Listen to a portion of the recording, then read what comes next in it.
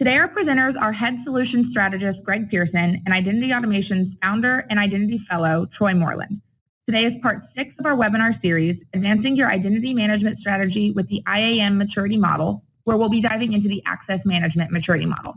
So now it's time for the webinar. I'm going to be passing the mic and controls over to Greg for him to give a brief overview of he and Troy's time here at Identity Automation and a further explanation of the IAM Maturity Model itself. Take it away, Greg. Thank you, Rachel. Welcome, everyone. My name is Greg Pearson, and I'll be one of the presenters today. I've been with Identity Automation for over 10 years, focusing on identity and access management, and spent the balance of my career in various roles in technology, including leadership, strategy, and consulting. I'm joined today by Troy Moreland, our founder and Identity Fellow at Identity Automation. Troy is an industry expert in the area of identity and access management, having deployed solutions in hundreds of organizations. Hello, Troy. Hey, Greg. How are you guys? Doing well, thank you, sir. All right, so let's get things started. Again, to help attendees that are new to our webinar series, I'd like to spend just a moment reviewing what a maturity model is and how it can be applied to IAM. A maturity model is a tool used to determine the effectiveness of current capabilities in a particular area of focus and can help provide a decision path and prioritization for increasing that capability through maturity. Applying a maturity model to IAM is looking at various tenants within the IAM space, evaluating the current level for each, and determining steps to increase capability to move to the next level. As a reminder, this webinar series focuses on each of the core tenants of IAM and explores various levels of maturity and capability in each tenant. The underlying concept is to provide a framework that can be covered in smaller, digestible segments and can be used as a tool to help organizations evaluate where they are at in their overall IAM strategy, as well as what areas to focus on in order to increase their level of maturity. It is important to mention that organizations may have products or solutions for various tenets of IAM in place already and may be at various levels of maturity. Also important to note, there's not a rule that says that an organization has to implement each of the tenets in any particular order. That being said, let's jump into our topic for this segment. In this part of our series, we will focus on the maturity levels of access management. In our previous webinars, we focused on federation, multi-factor authentication, single sign-on, delegated administration, and lifecycle management, in which Troy covered the maturity of those tenets. If you haven't seen these, the recordings are available under the resource section on our website. Today, we will focus on the concept of access management as a part of an IAM solution and how it can benefit the organization as a whole and how it ties into the other tenets of IAM. Access management is a key tenet of an IAM strategy since it covers the access portion of the identity and access management strategy. Having a sound access management strategy is critical to ensuring that the identities that exist are authorized to access the appropriate resources in an organization as defined by the policies which are a part of governance, the tenet that we will cover in our next webinar. As Troy will highlight in the next couple of slides, access management can have varying levels ranging from a simplified identity birthright perspective to a more complex and centralized approach. Troy is now going to take us through the levels of maturity of access management. With that, Troy, I'm going to turn it over to you. Thank you, Greg. So Greg did a good job of introducing you guys to access management and had a really good definition. I am going to give a definition that, at least to me, is really simplifying what access management is. So I would describe it as a process of managing authorization for all of your systems and services that your end users are accessing. So if authorization within the applications means different things, it might mean, do I have access to see this page? Or do I have access to see these records? Do I have access to take these actions? The decision for those is what authorization is about. So access management is centrally managing that for all of those systems that that have that requirement. With that, we can talk about our model. So as for those of you that have been into the other webinars, this is starting to look really familiar by now. And we've got 4 levels to the maturity model for access management. In the first level, we call it birthright. And basically by implementing ILM, which is lifecycle management that we talked about in the last webinar, by implementing that, you are well down the road of implementing birthright access. So this level basically combines automatically managing attributes and roles based on data from your authoritative systems like the HRMS. So by having the data fed from authoritative systems, what department you're in, what location you're at, what's your job, what classes are you taking, that information through your access management implementation is going to result in having certain authorization, basically handled through 2 terms that I call ABAC and RBAC. Well, I don't call it that. Those are pretty industry well-known terms, where ABAC means based on your attributes, I can grant you certain authorization, or based on the roles you're in, I can give you certain authorization. So level 2 is when we start adding requests. So birthright handles, hopefully it handles a majority of the access management, which would be ideal, but there may be the need for some sort of manual intervention, usually either because we don't have sufficient data in the authoritative system to automate the authorization, or perhaps the organization has some sort of constraint, maybe a compliance policy that just dictates that for certain access, it must go through an approval process before being granted. So level 2 would be the implementation of that request and approval mechanism. And then level 3 is handling, well, it's privileged, for handling privileged access. And at this point, we're talking about those accounts that are shared, like service accounts, system accounts, and how do we make sure that we're giving access to people to use those in a way that is mitigating a large risk to our organization. And that's the whole point of privilege management, is to mitigate that risk through controls. And then level 4 would be centralized. So centralizing access management. That could mean having a central authorization service or engine that other applications could use. At a minimum, it means we are fully managing the access to apps or within the applications, and that we're able to monitor activity to ensure that the policy that we are implementing is always being enforced. So that would be our 4 levels. Any questions on that before we move on? So Troy, just to clarify a couple of things before we get into the deep details on these.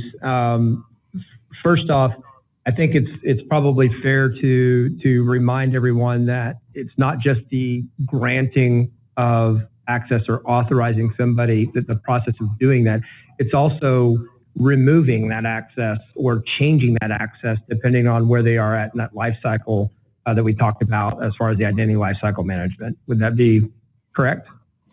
Yeah, and we'll actually talk about that in level 2 and 3 a bit more. In level 1, since it's being, birthright access is being managed really by ILM, and in our last webinar, we, that was focused on lifecycle management, we talked about there, obviously, that the entire lifecycle must be implemented to be fully realized, which means not just onboarding, but offboarding and all those changes in between. So hopefully with birthright, we're getting that, and we'll talk about how we have a lifecycle in level 2 and level 3 of the access management maturity model as well. Sounds great. We'll move you to the next slide.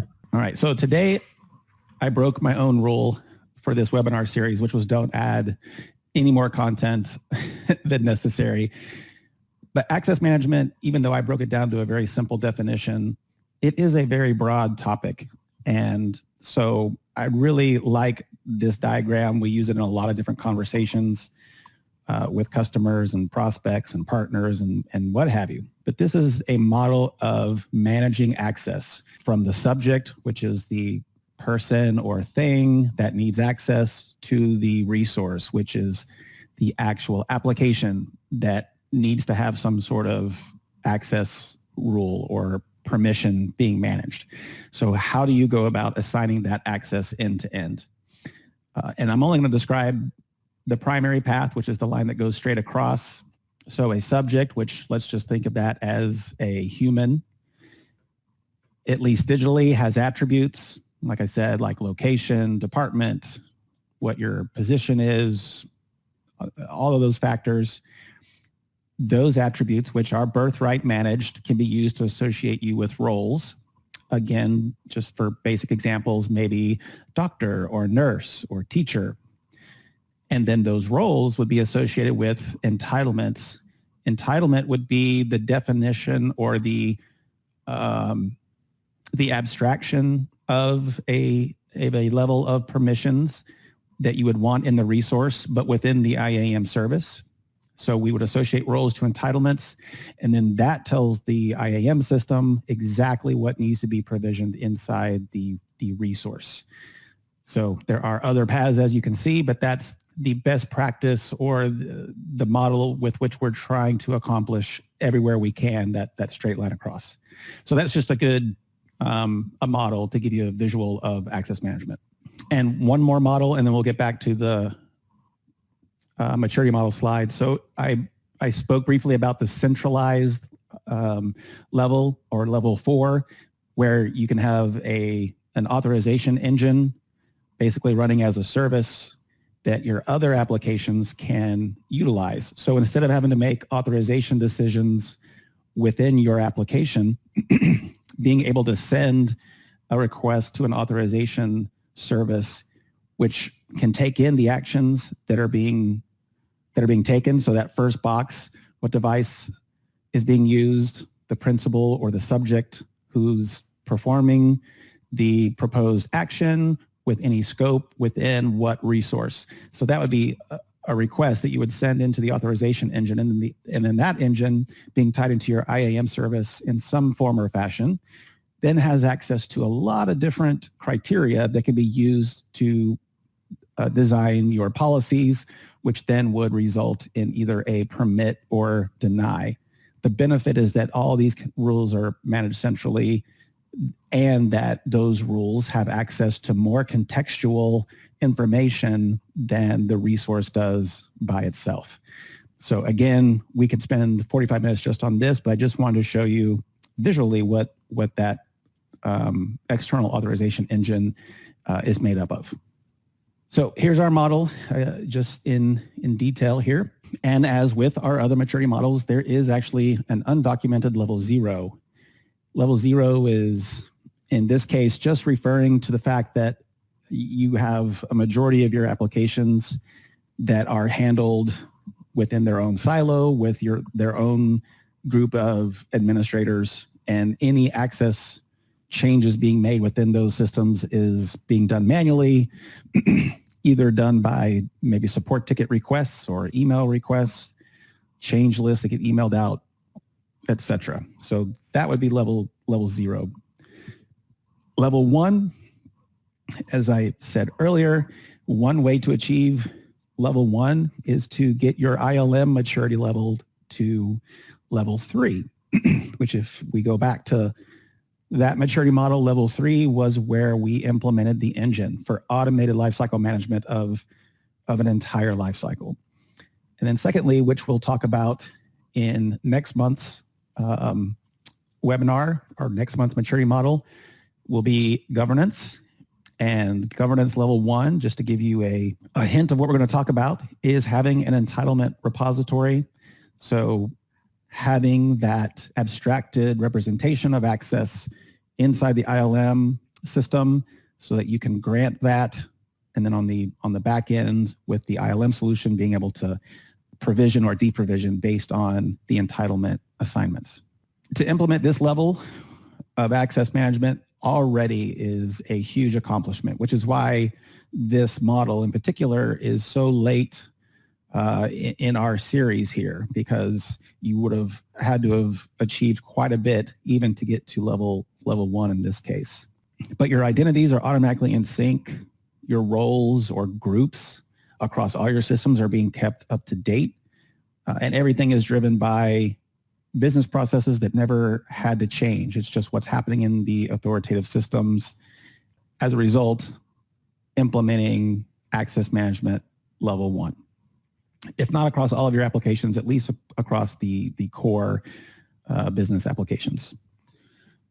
So to get to next steps for level 2, again, level 1, tremendous accomplishment, but now the organization needs to then tackle what access needs there are outside of Birthright by implementing a workflow engine to support request capabilities.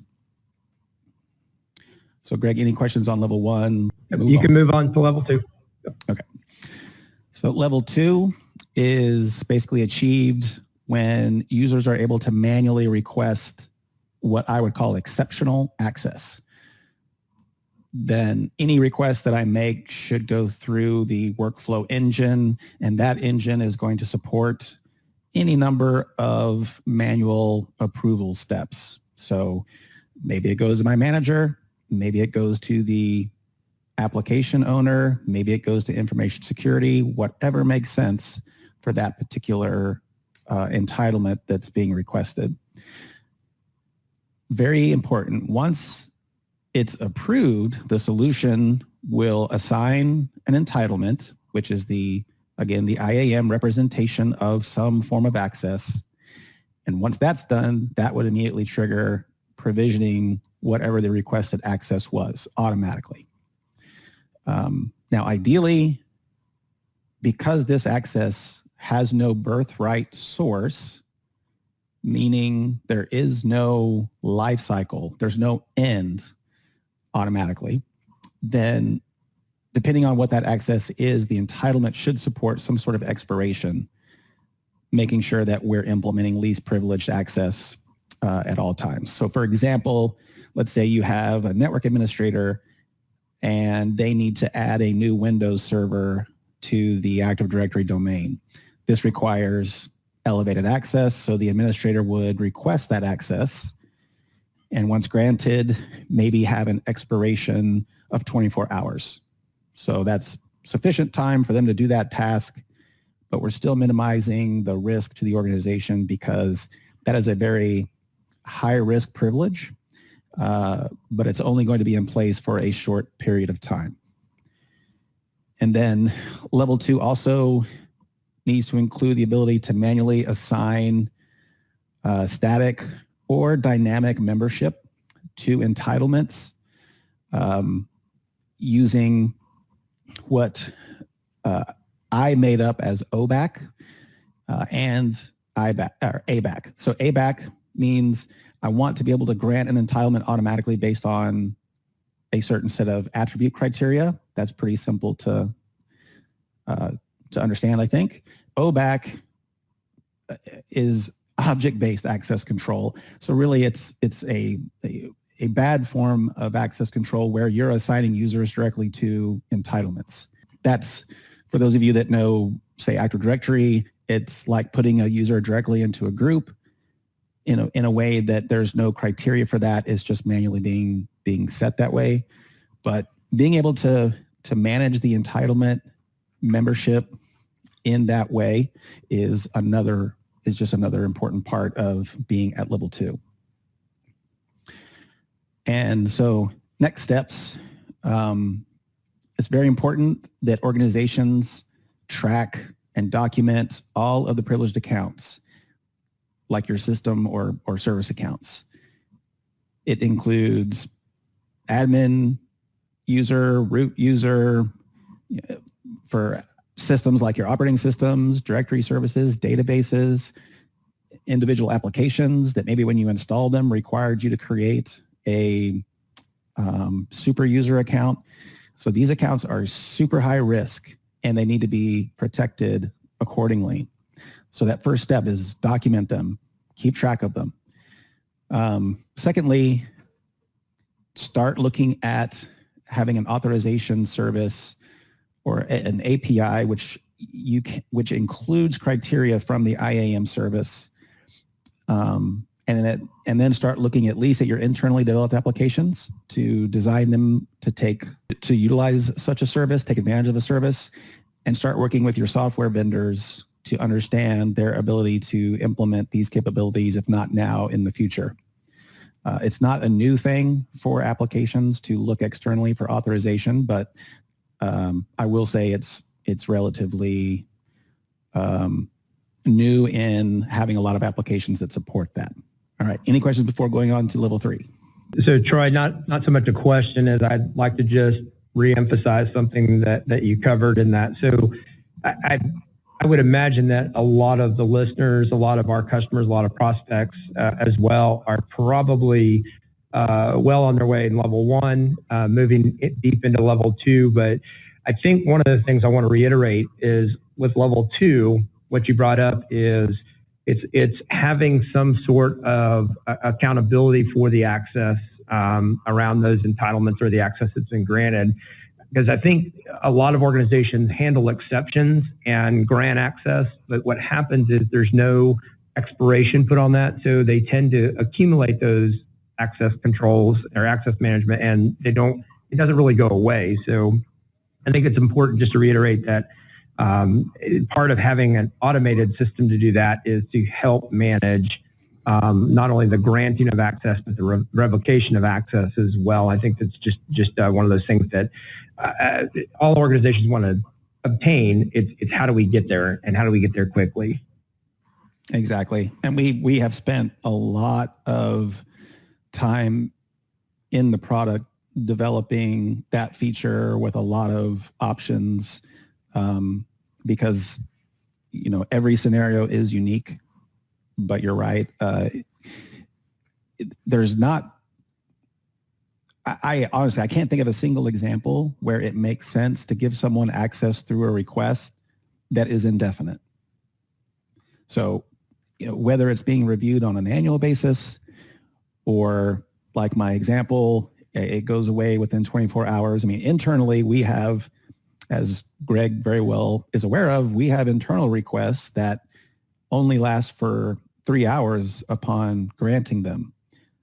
And that was just our decision for very high risk privileges to make sure that we're never in a predicament that if someone's account does get breached, because no one can tell you with absolute certainty that'll never happen. So our ideals are that if someone is breached, that they don't have access at that time that is really going to hurt us. And by the time we figure out an account's been breached, we know what access they have for certain and what they were able to do. So that's where that least privilege methodology is so important. And I would just follow it up with also a shameless plug that you would look at other things like multi-factor authentication and other items that we've talked about in our previous webinars as another mitigation for exactly that. Absolutely. Perfect. All right. So diving into level 3. So first and foremost, it's about protecting privileged service accounts. And typically this would be handled by a process known as password vaulting, where the service account passwords are continuously changing until someone is granted access to use them.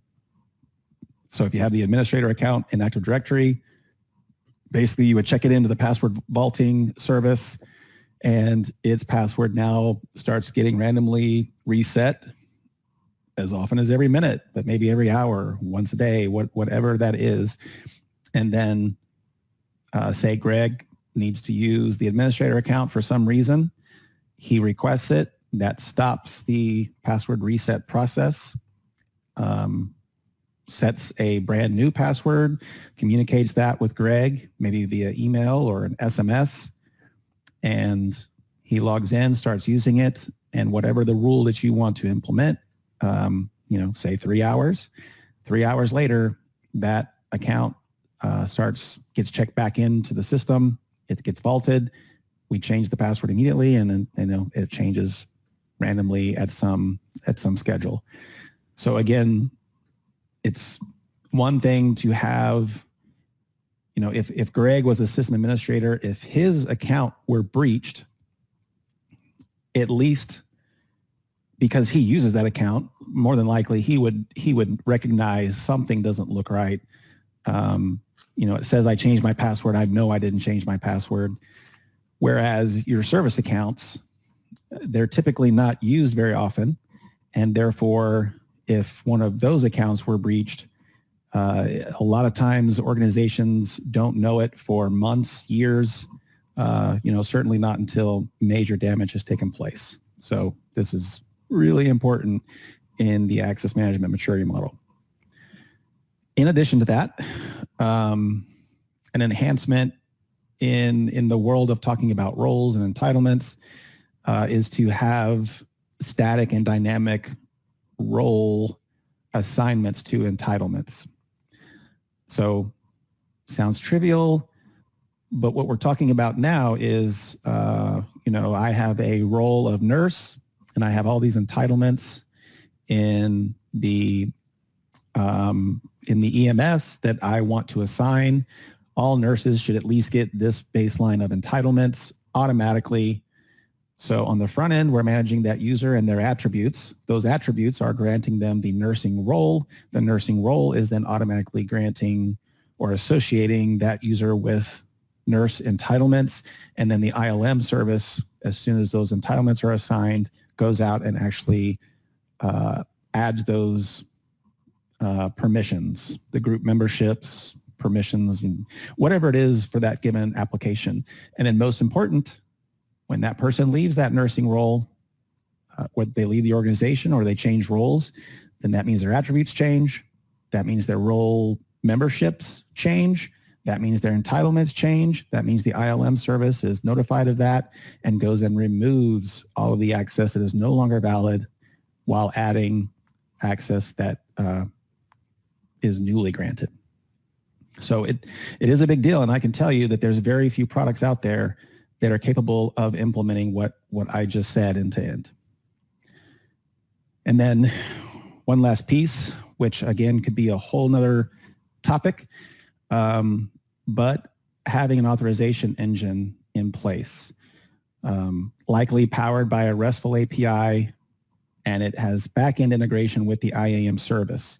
So on the front end is an API that applications are talking to, basically sending a very simple, for those of you that are developers, is doing an HTTP post to this service saying this user from this device is trying to take this action in this system, and possibly some more context to it there.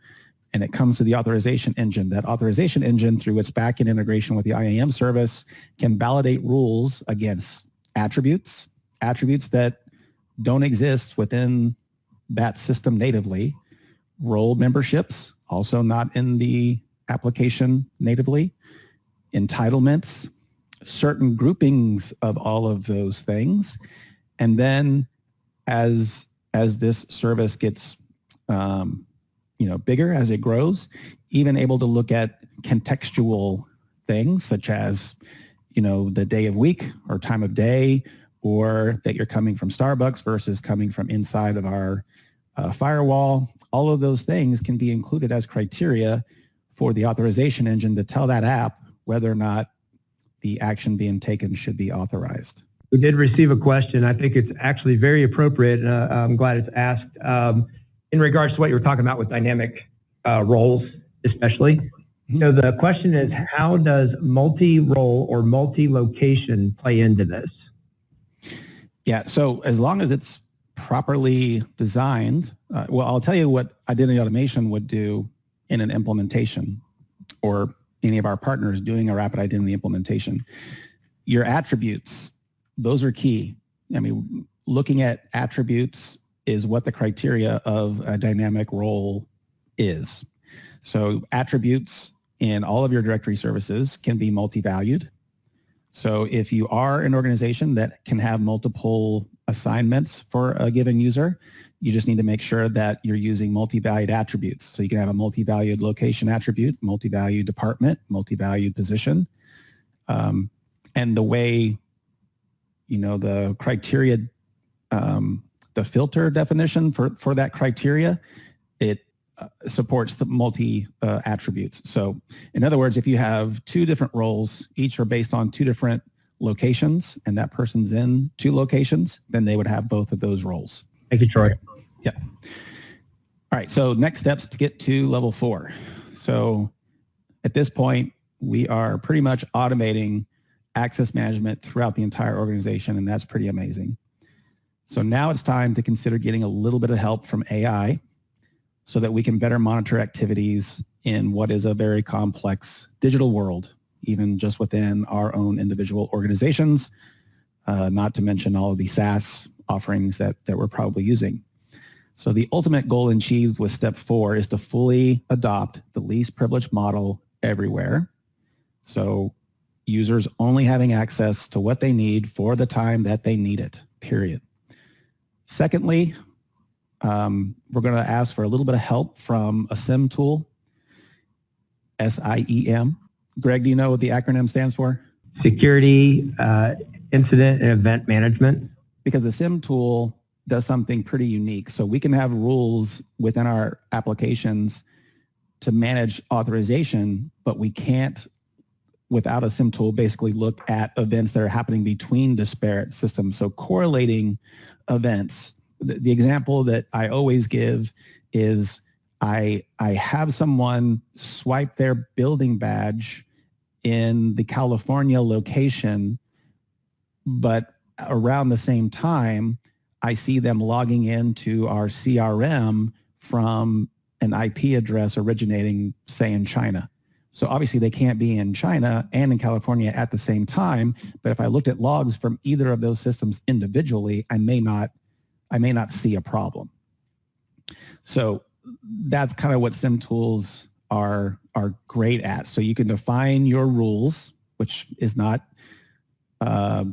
usually a one-day thing. It's something that matures over time. But you define your rules of what to look for, and then where it comes back into our context is when the SIEM tool does find at least what it believes to be an anomaly, then the SIEM tool can talk to the IAM service, which can then take immediate action, like disabling the user account's access. So when we see Greg coming into the building in California and logging into an application from China, because that's an anomaly, let's just disable Greg's access.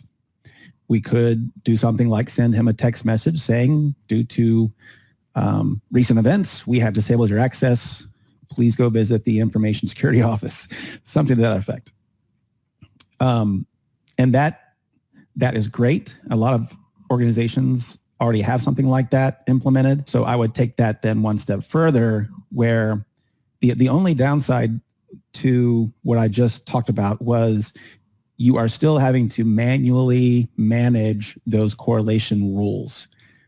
So in a lot of cases, you don't even know what to put in there until it happens. And then you build a rule to look out for that later.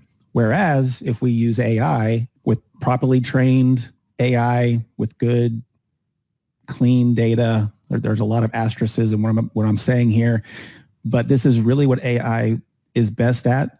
So without having to give it hard rules, give it data and then study that output and help train the model by saying, this looks normal, this does not look normal.